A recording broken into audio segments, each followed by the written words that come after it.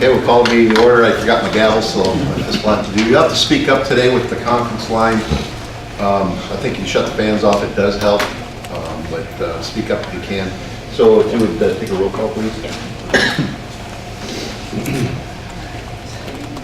Jeff Swearingen. Here. Patrick Updike. Present on the phone. Sandy Black. Present on the phone. Marty Smith. Present. Tom Lampy. Present. John Benson. Present. Andy Buckington. Present. Ellen Hagan. Michelle Bischoff. Present.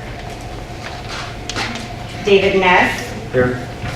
Jason Leonard. Here. Rob Rutter. Here. Michael Casper.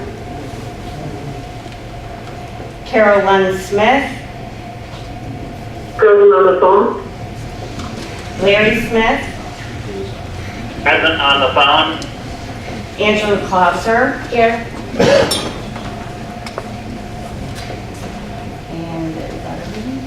And we do have a quorum.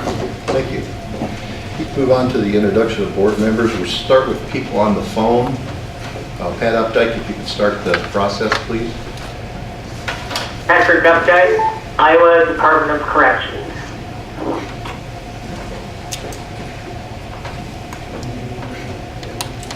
Carol Lund Smith, Iowa Law Enforcement Academy. Stephanie Coffey, County Sheriff's Office. Larry Smith, Keegan County Emergency Management. Sandra Black, Iowa Department of Transportation.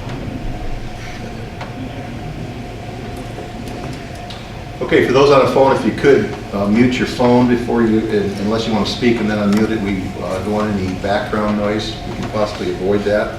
We can start with the introduction of John. John Benson, Department of Homeland Security and Emergency Management. Andy Buckington, Winnebago County Emergency Management Communications. Michelle Bischoff, Fire Department. Angela Clauser, Panorama Community Schools. Dave Ness, Municipal Police. Jason Leonard, Boiler Police Department, representing Municipal Police.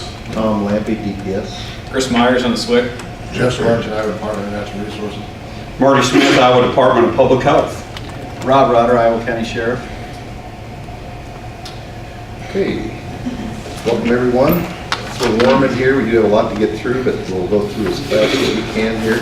We have some, quite a few agencies for approval on their new business today, and some other things we need to talk about. So, looking for the approval of today's agenda. If I can get a motion for that, please. So moved. Michelle? Go a second? Second. Second, okay. Any further discussion? All in favor? Aye. Opposed? Aye. Okay, motion passes. Looking for the approval of the meeting minutes from December 13th, 2018. Smith will make that motion. Smith, a second. Buffington. Further discussion? All in favor? Aye. Opposed? Aye. Opposed? Okay, motion passes. Approval of the SWIC report. All right, thank you, Chair Lampy. Once again, I want to thank everybody for their patience with the change in venues today. It did come up rather suddenly, so I appreciate everybody's flexibility with this. We'll start off with some brief follow-up with that encryption white paper that we submitted to the P25 User Needs Subcommittee. More meetings are planned with the P25 User Needs Subcommittee over our paper and presentation. Those are kind of on hold right now because the group that runs that is under DHS, so they are currently shut down at this point. So once they are back up and running, we will have those meetings, and hopefully after those meetings are held, we'll be assigned to a work group. So more and more agencies are showing interest in our work. I know I had a conversation from a couple of agencies from the DC area recently, and they were very interested in seeing what we found when we were looking at things as well.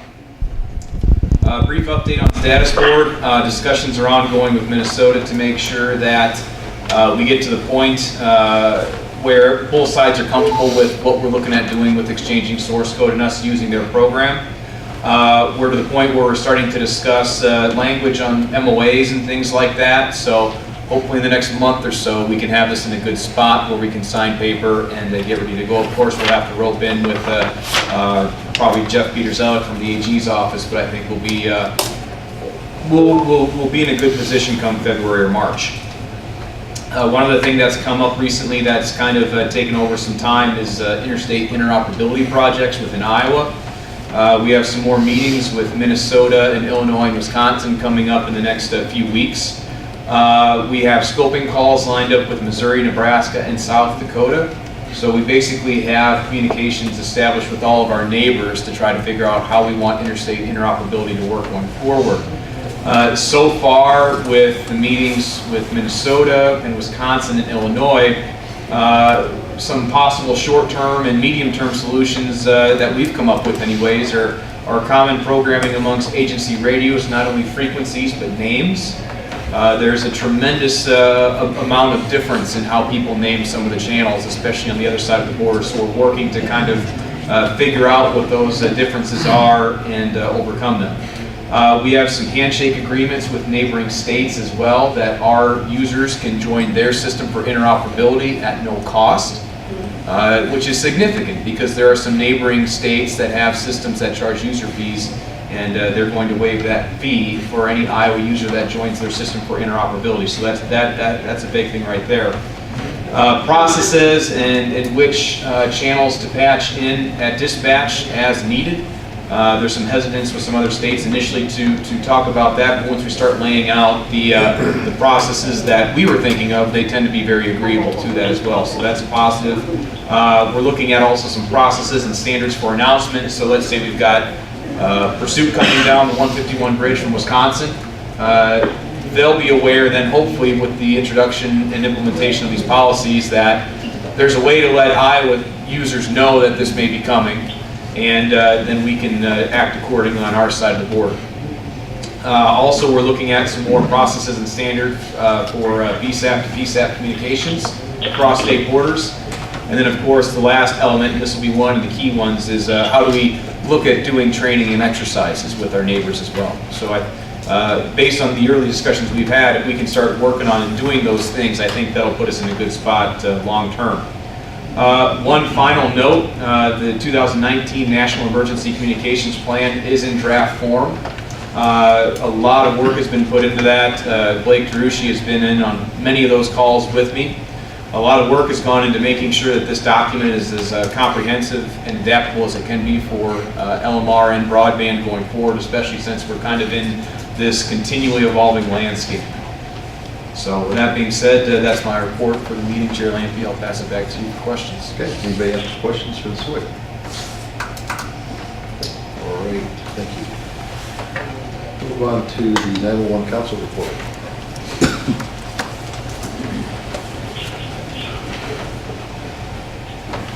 Good morning, Board.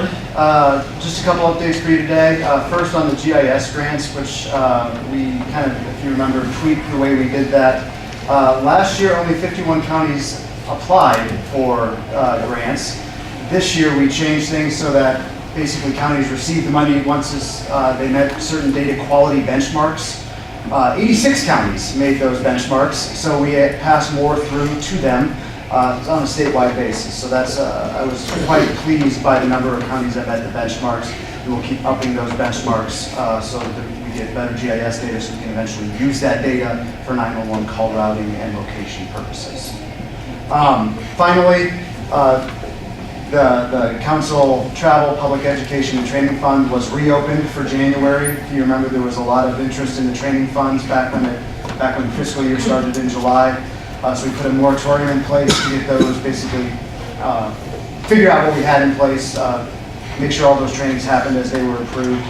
So it was opened back up in January. We received 4 more training applications this month, which were all approved, but that will be the extent of the training funds that we have available for this year.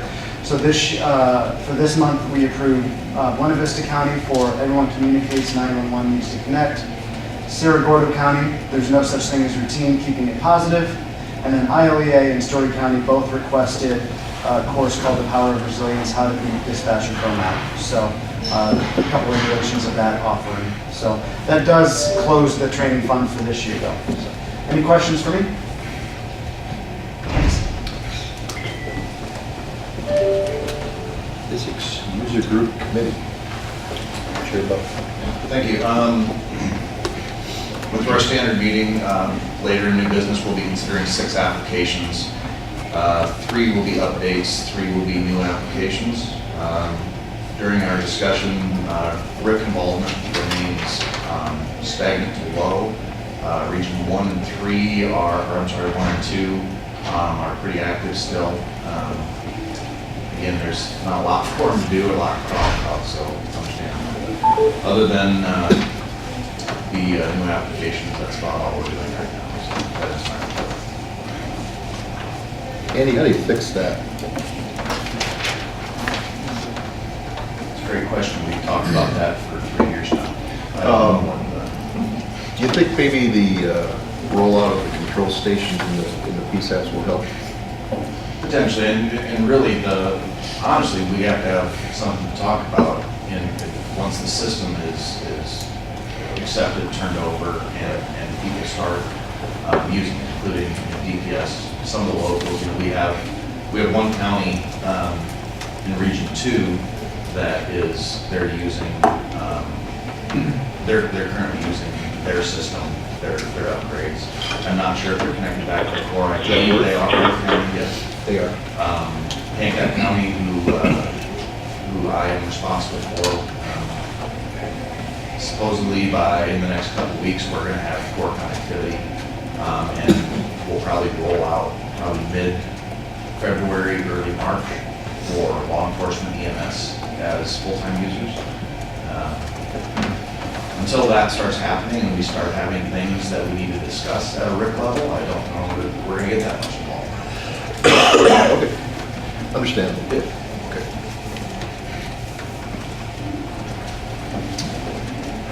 Finance Committee, Mr. Director Whitmire begins that report today. Thank you, Chair Lampy. The monthly net expenditures during December for the interoperable and broadband communication fund were $11,187, and the December ending balance was $222,967.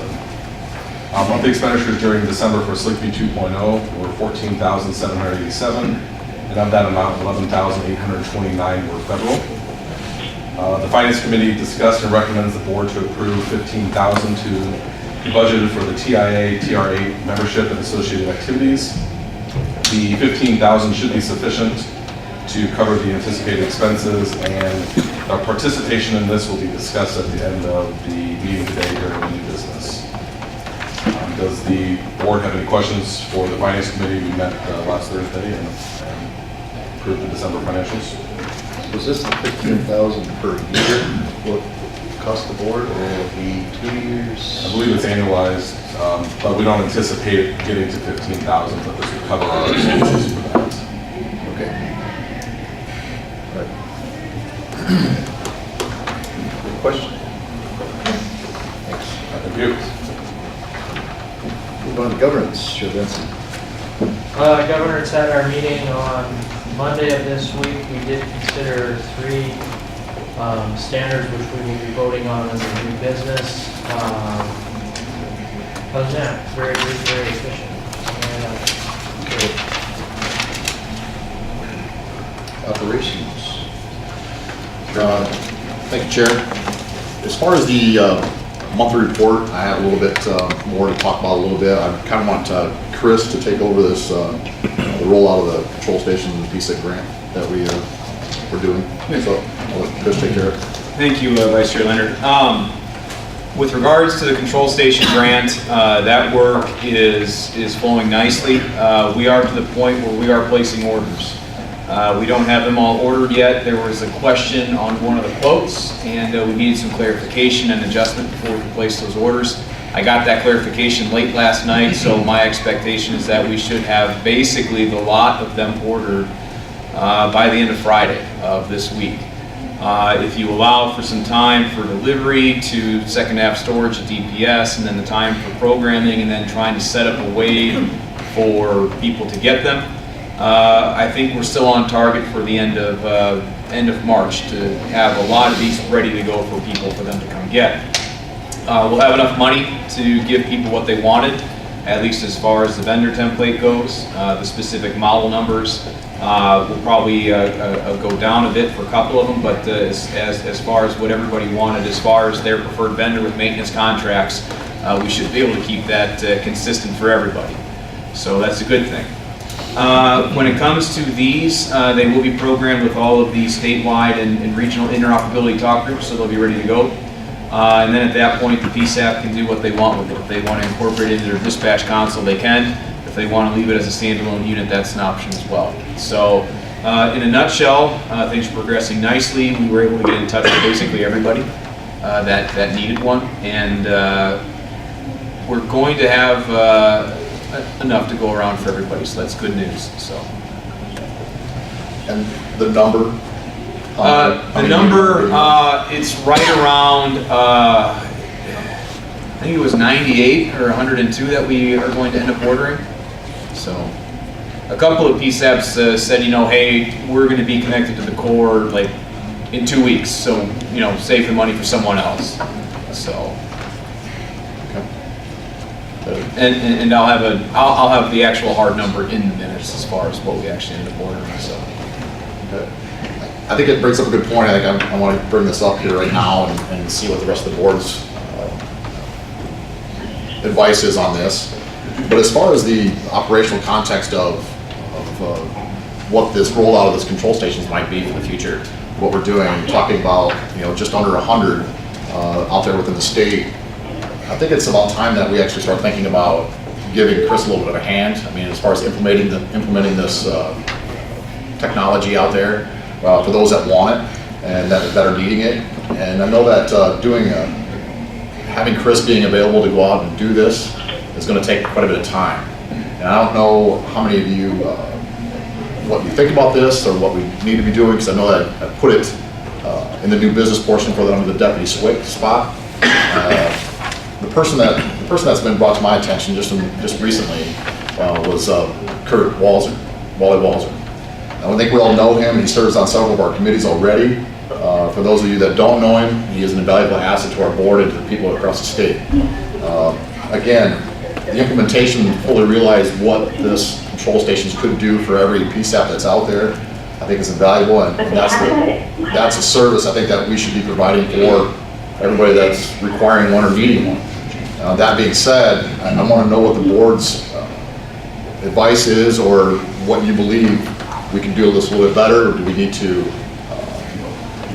talk about this? Can we appoint him? Curtis has agreed to serve as a deputy SWIC. He's already, we've sent him to trainings to serve our board in other areas. He's a natural choice. It's an uncompensated, I forgot to say that. At this moment in time, it's uncompensated position. The last deputy SWIC that we had was a compensated position. Curtis has actually agreed to do it. His boss, I should say, more importantly, has agreed to allow Curtis to do this. I'm not sure if Curtis is on the phone right now. I mean, kind of helpful if he was.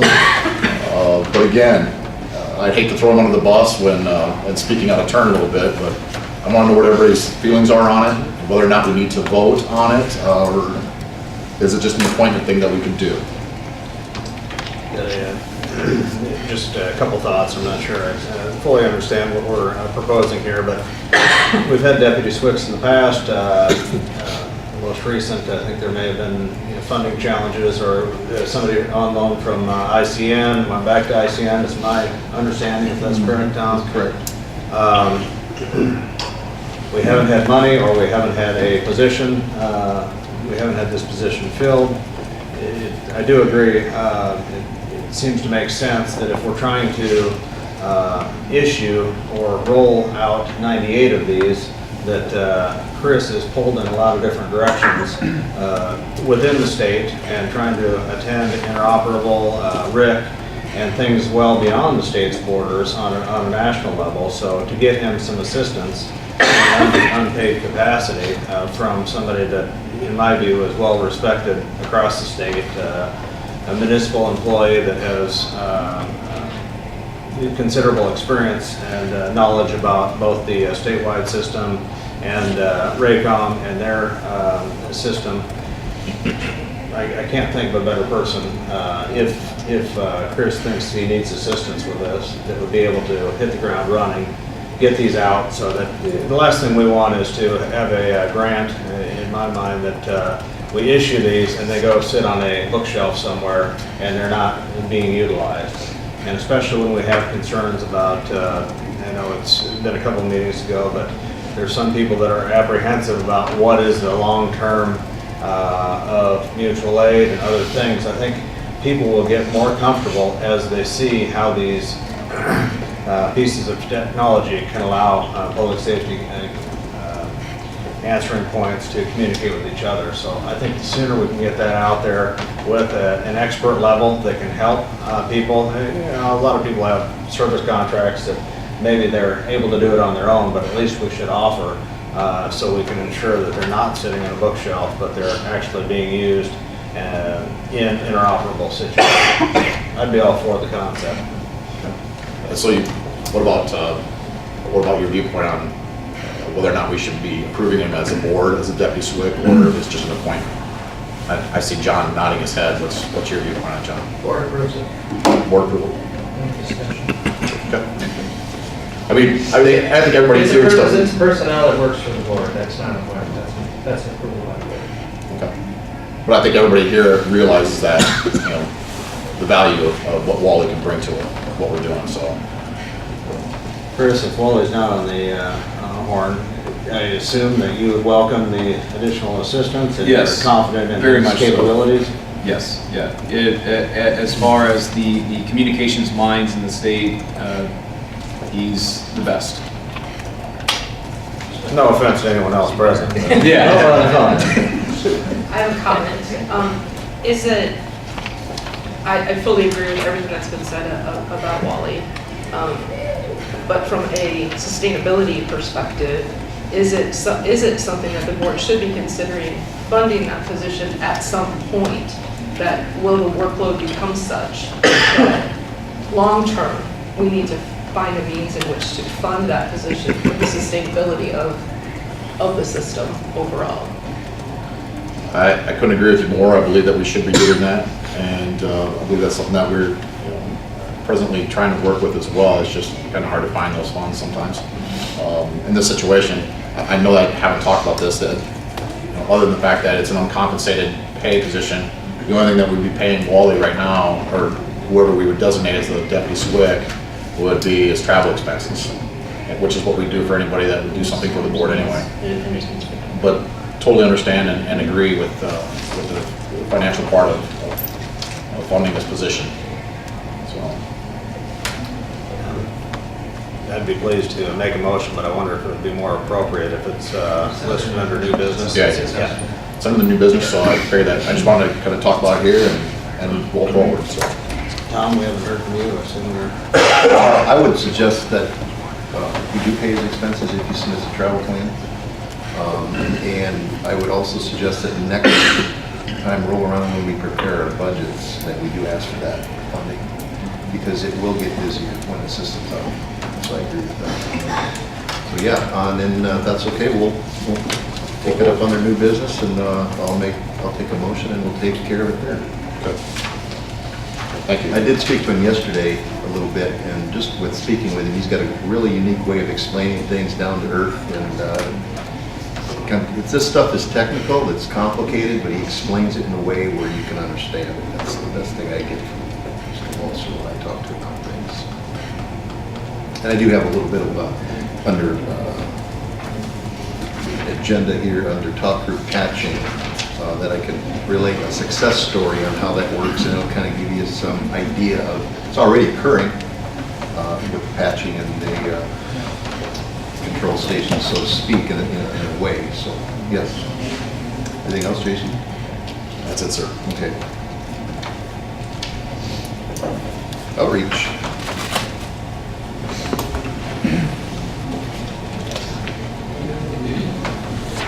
Thank you, Chair and Board.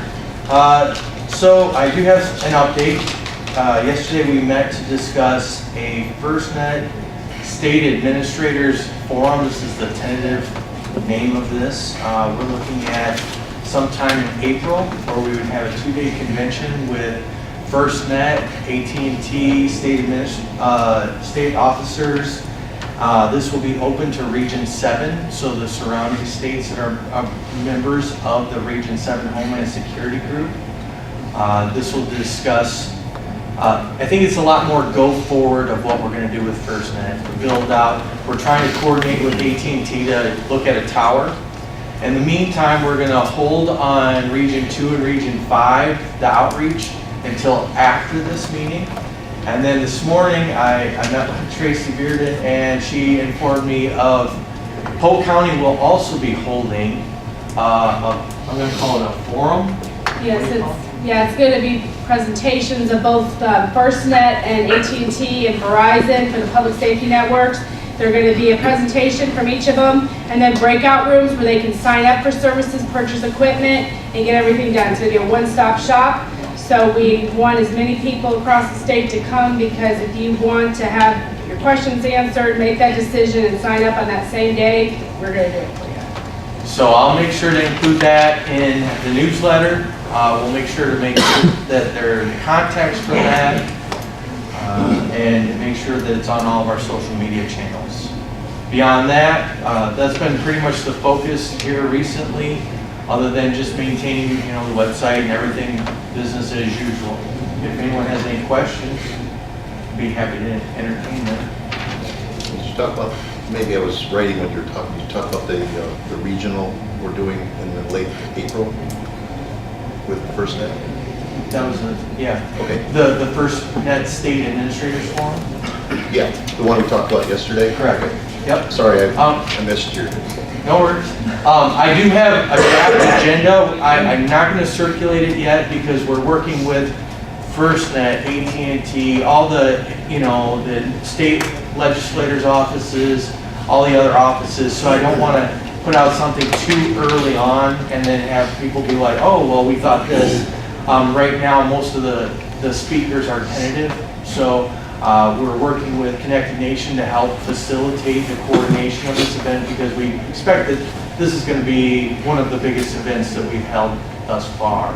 And then opening it up to the whole Region 7, as well as I'm going to reach out to the FirstNet Association in Minnesota. I was able to attend their forum to try and see if any of them would like to come down and participate in this. So we're looking at capacity of upwards of maybe potentially 500 people. So Region 7, could you explain how many states that? Region 7, I believe, is 4 states, and correct me if I'm wrong, Missouri, Nebraska, Kansas, and Iowa. Yep. So we're going to do our best to pull in all the SWIPs, pull in anybody who can in the region. Try and get as many minds here to talk about this and look at the go forward, talk about what everybody has done. I'm hoping that there's been some discussions about some local municipalities that are potentially looking at signing up with FirstNet. There's potential that they could be invited to talk about their decision to join. So everything right now is, we do have an agenda already drafted, which is pretty amazing considering we had the meeting yesterday. So I just don't want to, make any promises that I don't, when we have so many space holders at this point. Yes, sir. Do we have any tentative dates? Late April is what we're looking at. Obviously, we're in the logistics mode right now, is who and where and what we'll be doing, because obviously we'll be working with AT&T. We may do a little field trip to a tower site. We have a few discussions going on, but here again, we're in such early stages. I don't want to say something that I can't verify to be true yet. Any other questions?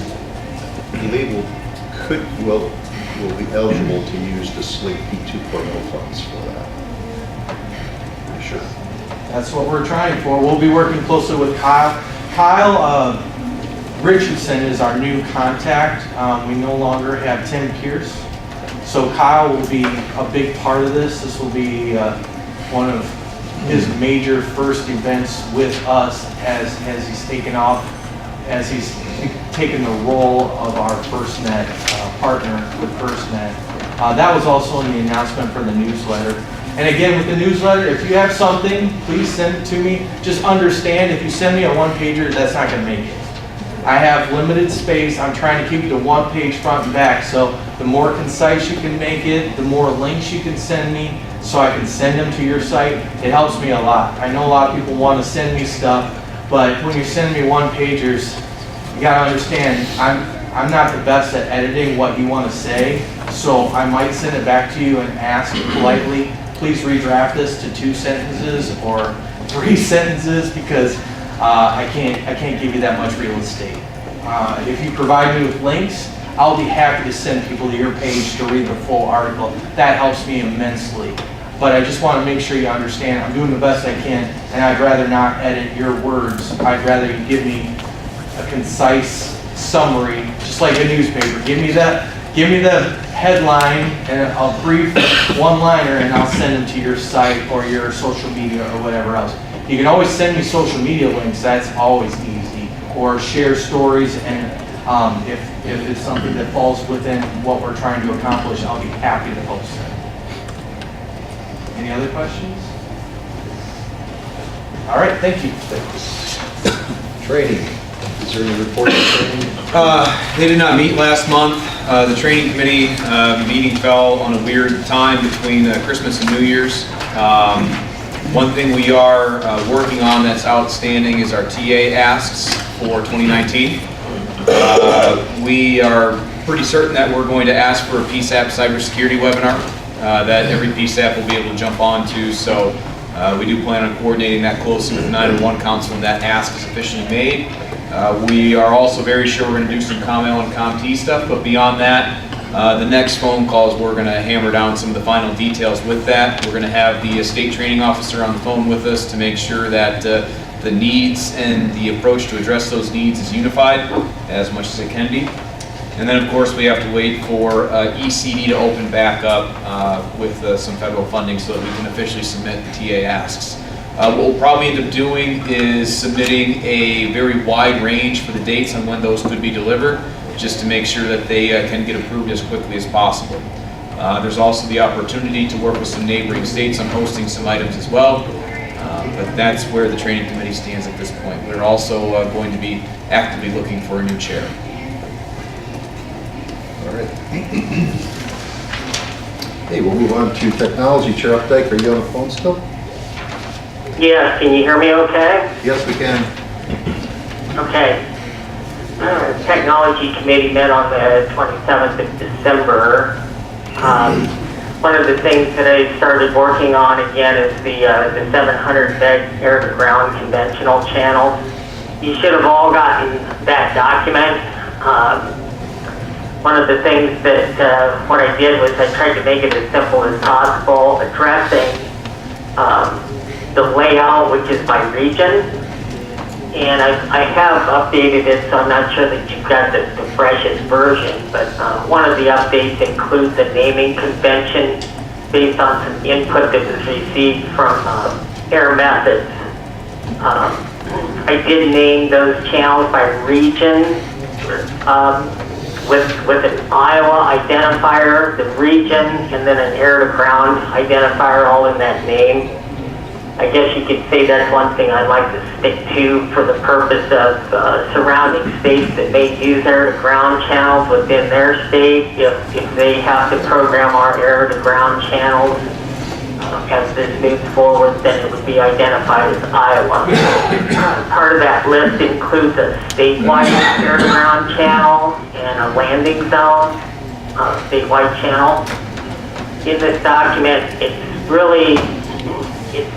the point is to really try to develop a standard more so than a policy. It kind of has a softer approach because if we don't license these as a state and an individual agency wants to license these, we're not dictating policy. We're kind of setting the standards for how to use it. There's been some discussion about just having the direct channels, but you have to license both frequencies anyways.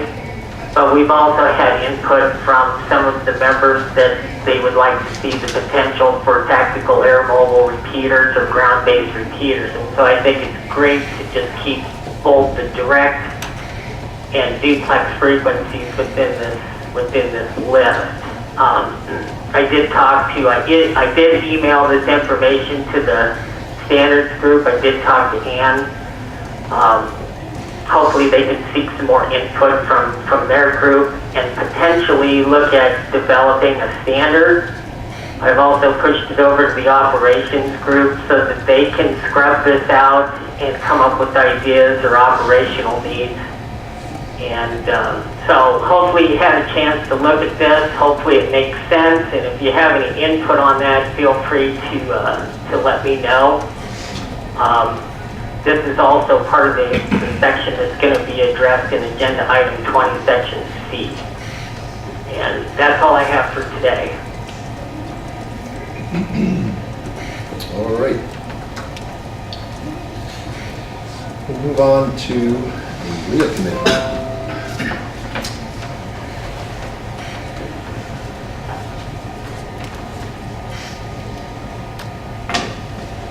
Thank you, Chair Lampy and the board, for allowing me to work with Sheriff Rotter on developing this committee.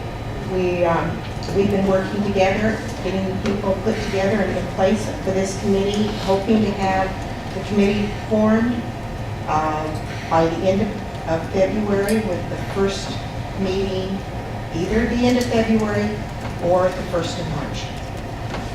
We're looking to have that meeting in person, face-to-face, with the meetings following on conference calls if need be. And we'll have the meeting place arranged. We can meet face-to-face. Is there any questions? Connie, thank you for kind of spearheading this with Sheriff Rotter. Can you just inform the board a little bit on the makeup on who's going to be on this committee, if you could, please? County sheriffs, just locations geographically and where, we don't need names at this point, but just who's on the committee.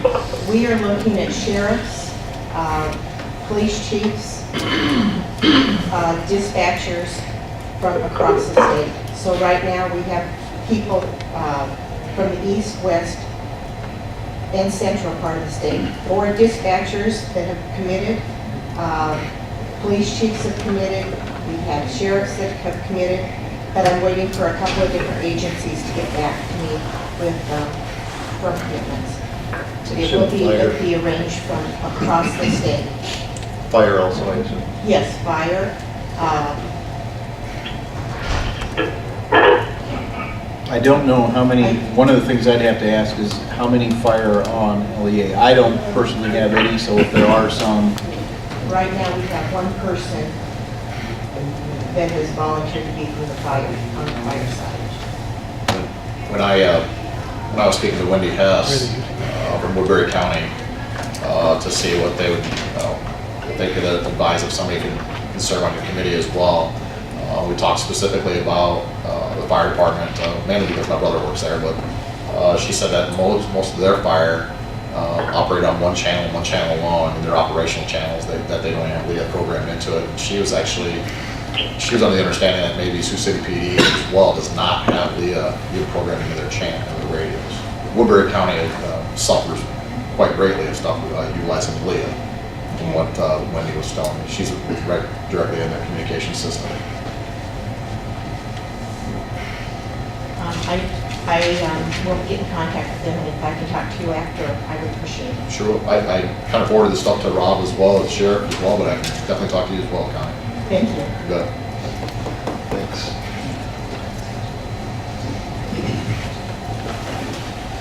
Sheriff, anything further? I'm sorry? Anything further?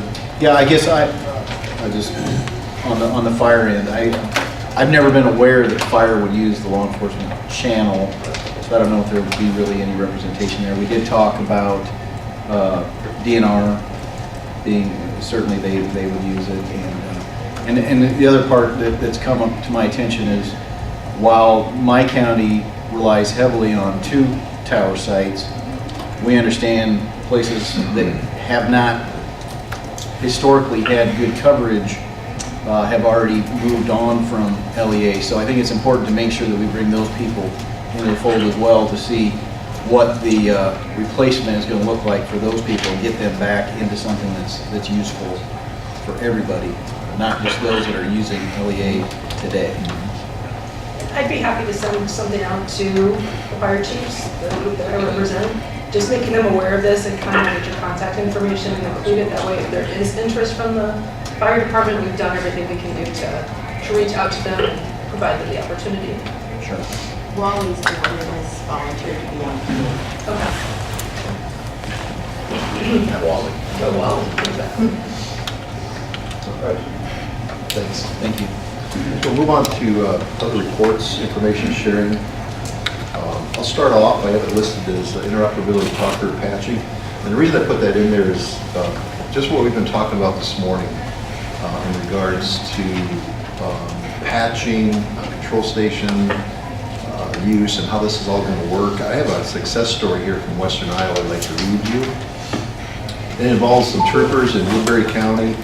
We just mentioned that it has trouble with Leah. So I'll just read it to you and then we can I'll take any questions or comments. This came from a Storm Lake manager in Storm Lake Center, Luke Erpeley. He said, Lieutenant Lampy and Sergeant Hove, I am forwarding you an email from Trooper Lynn Olson in reference to pursuit that Storm Lake operators Christian Klatt and Jasmine Hernandez worked early Saturday morning on Law 2B with him. To give you a little background, we've been testing the Isicsb system with the State Patrol in just that area, that pocket. So what they do is they operate on our Law Channel 2B, and then they patch it into Storm Lake Base, and they operate on the system. For those who don't have a signal coverage, to make sure they patch it right into Storm Lake Base. So our troopers have been working on Law 2B, testing it for the last few weeks.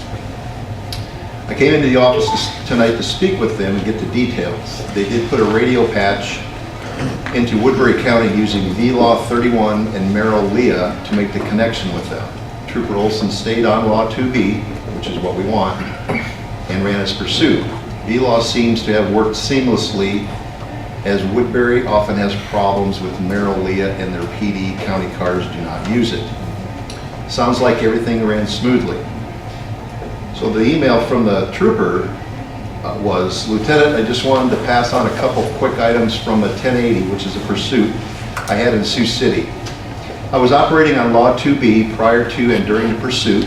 Jasmine Chaidez and or Christian Klatt were the dispatchers. Not sure what all transpired behind the scenes, but Storm Lake made Woodbury Comm Center aware of the pursuit almost immediately by patching my radio traffic through to frequencies Woodbury could hear. Woodbury got the info out right away to Sioux City PD. They were able to monitor to the pursuit and dispatch assisting officers effectively. Sioux City PD was able to get ahead of the pursuit in a few minutes and get the stop sticks out, which ended the pursuit without damage or injury.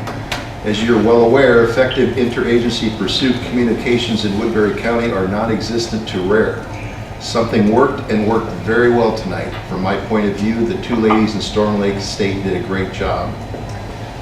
To make it short, they arrested the driver and passenger with 12 packs of crack cocaine and had $7,700 in U.S. currency. But the point of the email was that quickly,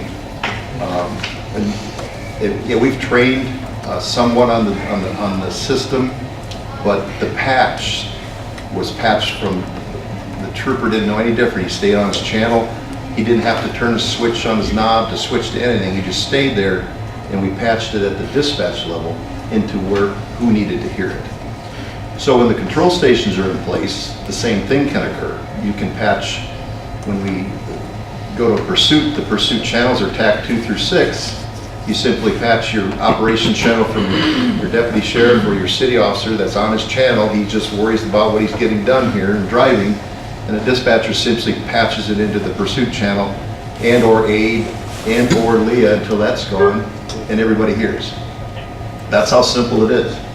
And I thought this was a great thing to share about, maybe put some fear to rest about shutting off Leah and how it works, but patching is something that I think we forget about at the dispatch level, but I think we should revive that and encourage that while we make this transition, because that it truly is as simple as it gets. Now, there are some times where we've got a good quality radio system, you're going to patch a bunch of static. That may be. That we can't avoid that until we completely get off VHF. That's what happen. But it's still better than not be able to communicate at all. So I think the sheriff even communicated with me here just before the board meeting. He had the same sort of circumstance you had.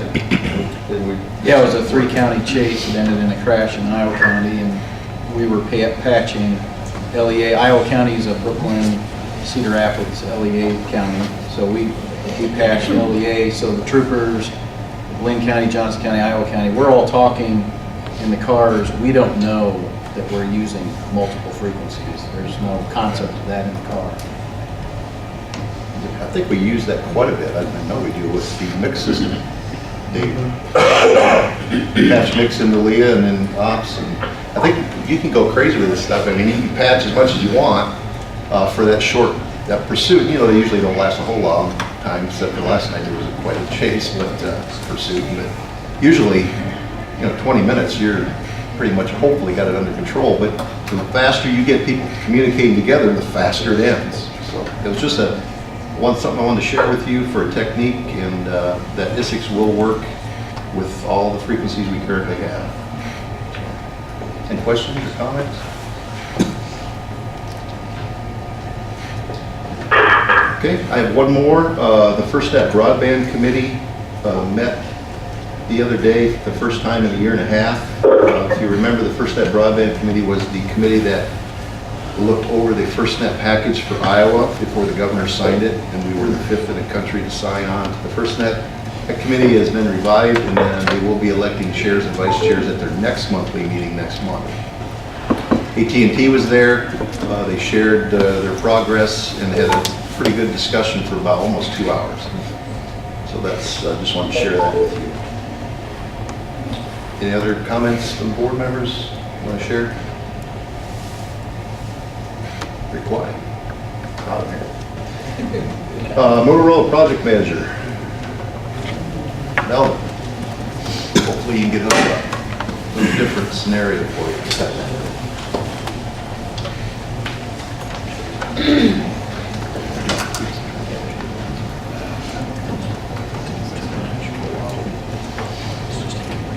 You need to reactivate the display, Sean.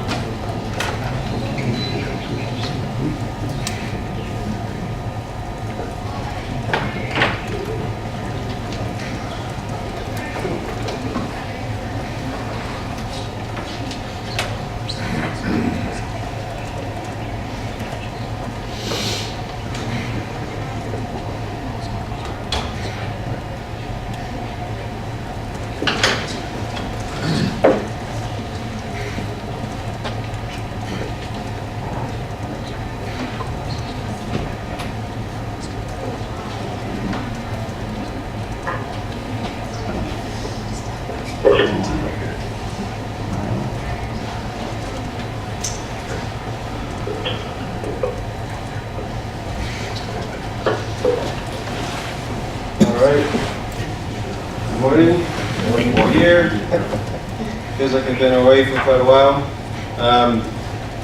These updates keep on getting smaller and faster because a lot of activity keeps on happening. I have a couple of things I wanted to mention that's worth paying attention to, but overall, we're seeing things coming up. Most of the sites, with the exception of one, is up, and I'll be able to explain that pretty briefly how that goes. That's the map that we always show every month, all the sites that we're tracking, and every site in red is up and running. So the only thing to pay attention to in this case is the Rock Rapids site up here, which basically we haven't built the tower. We're working through some issues there. And then Hardin over here, which is actually up and running, and the reason I show this a little bit different. This means that that there's motion in it. All that means is that we haven't finished the landscaping and the fencing and that because we're dealing with some local issues that we have to resolve first. But other than that, the microwave links are up, the radio site itself is up. So every dot that's red here on the state is actually up and running. So Rock Rapids is the only one that doesn't have a dot because we haven't actually built it yet. For that particular tower, it's very complicated. We're going to be replacing an existing tower, so it's going to be a one-for-one replacement. We have to build the new one while keeping the old one up and running. And after we build a new one, then the old one has to come down. And they're about 30 feet apart, so it's very close proximity. They're both guide towers, so there's a lot of precautions that have to take place, so it's pretty complicated. So it's a sort of a slow-moving target for now. But the tower has been ordered, and we're expecting to receive the tower this month. Other than that, overall statistics, this table looks a lot better than it used to. Only one that's not started, which is Rock Rapids. Again, active civil, that's only the one, which would be the Hardin site. All the sites are powered up. So that's a pretty good story. All right, when we go to coverage testing, this is where we were last time. Everything that's not highlighted was tested. All the grayed out areas were areas that were remaining to be tested because of a small group of sites that we wanted to finish before we could do that. So as an example, down here, the Kiyosako site we weren't done back then. So because of this, we couldn't test the remaining of these sites, right? Page, this particular site, just because that site wasn't done, we couldn't test all of these. Now, it doesn't mean that all of these counties didn't have coverage. They actually did have pretty decent coverage. In some cases, complete coverage. But the Page site is just one site that also provides overlap coverage in the counties. So when we test the counties, we test what coverage is provided for all the adjacent sites. So just because of that, we didn't test those. So this month, given the progress that we've made, and now the holiday season is over, people are actually available back to work. What we expect happening this month is the only thing that's going to remain is the Rock Rapids that we show up there. Everything else is going to be tested because we have all the sites up and transmitting. So we just have to set up the test patterns and all the sites will remain for the duration of the test. Once again, Rock Rapids, there are sites up in Rock Rapids, so we could actually test these 3 counties up here and leave this one for last if we wanted to. But again, our approach is to test coverage based on all the adjacent sites that provide. So we're going to hold back on those 4 counties until the Rock Rapids site is built. Okay? So, summary, one active build, which is a Hardin site, which again is transmitting, powered, optimized, and functioning. Again, we just got to deal with landscaping, which is hard to deal with in January. And we got to deal with some other issues with the adjacent landowners with fencing and site access and stuff like that. I have to start in the near future here with an asterisk, because my point here is that we haven't actually dug in the ground, but we have actually started the process. We've done surveys of the land. We've started digging in to characterize the terrain so that we can decide how deep the foundations have to be. So all of that work is already starting. We've coordinated with the landowner to get the approvals, how we twist, because in essence, you know, that tower there is a guide tower, so you got the stick in the middle and three guys that come down. So we have to build ours that kind of intertwines, so we got to make sure that we turn the site so that it works, but it's got to stay within the property limits. In the process of doing that, we find that, There we found some underground watering systems that weren't supposed to be there but are there. So we have to adjust the drawings and accommodate all those kind of things. The good thing is when we actually start digging in the ground, obviously not planting season, so we'll be able to move pretty quickly. Pouring concrete is not unusual in winter. We have chemicals that gets added to have it cure faster. As long as we don't have the big, fat, wet, sloppy snow that will prevent us from doing it.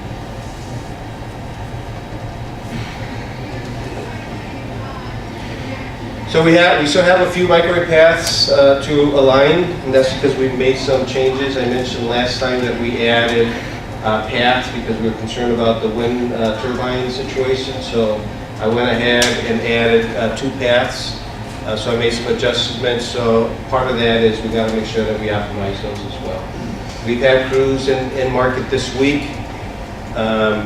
It's been as windy as hell, so it was a big surprise. So we had to delay some things, and so people are back in the sites today and tomorrow. Coverage testing, again, we're going to jumpstart that pretty soon this month. So I just got to make sure that I got the teams. We have the equipment in the office. We just got to figure out how many people are actually going to be available, and then we're going to target those big blocks that I showed at the beginning. So we're going to target it by region, instead of having them scattered. So at the end of the year, we froze the DPS Dispatch Center cutover. We were huffing and puffing to make it happen, and then we figured this is way too close to the holidays. The last thing we want to do is cut over and something goes sideways. We can't find the people, or people are on vacation or whatever, so we decided that it was just safer to wait. So we're back on track and looking at that. We got all the information we needed for logging and whatnot. So we're prepping for that. So we're going to continue working with DPS to figure out when is the right time to do it.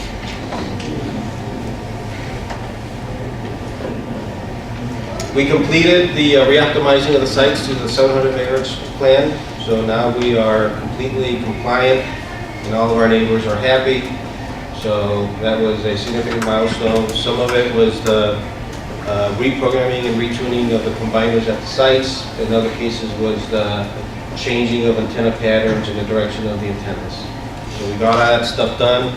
So all of the reoptimizing for 700 is out of the way. The focus right now is we're preparing, yes, we haven't finished building the system and we're preparing for an upgrade. So the idea is that when we turn this over, it's going to be to the latest and greatest system release. So what we're doing is we basically want to take care of all that at once. So we're trying to get that. We had a big meeting yesterday now that everybody was back and trying to figure out the different steps to do that. But that's definitely going to be happening in the near future, either this month or next month, depending on how things roll. And what that is the way that's going to roll is that we're working at the system cores. So we're doing, in order to upgrade the cores, that involves hardware and software. So we're doing that at the cores right now. And the plan is once we do the core upgrade, and all the other sites are basically all the sites that are connected, then we push software to all the remote sites from the cores. That includes dispatch centers and all the RF sites as well. And the reason, we put a lot of planning into that is, of course, we got to be cognizant of the fact that there are live system users today. So there's a lot of coordination and what ifs that we got to think about in order to set up a step in the process that works well for everybody. So the last item here, this is something that I mentioned back in November. I was really concerned about the wind farm situation. I believe the legislative session starts now next week. I think this needs to be at the forefront. I think this is a good time to attack this with the legislature this year. We're going to be turning over the system very, very soon. And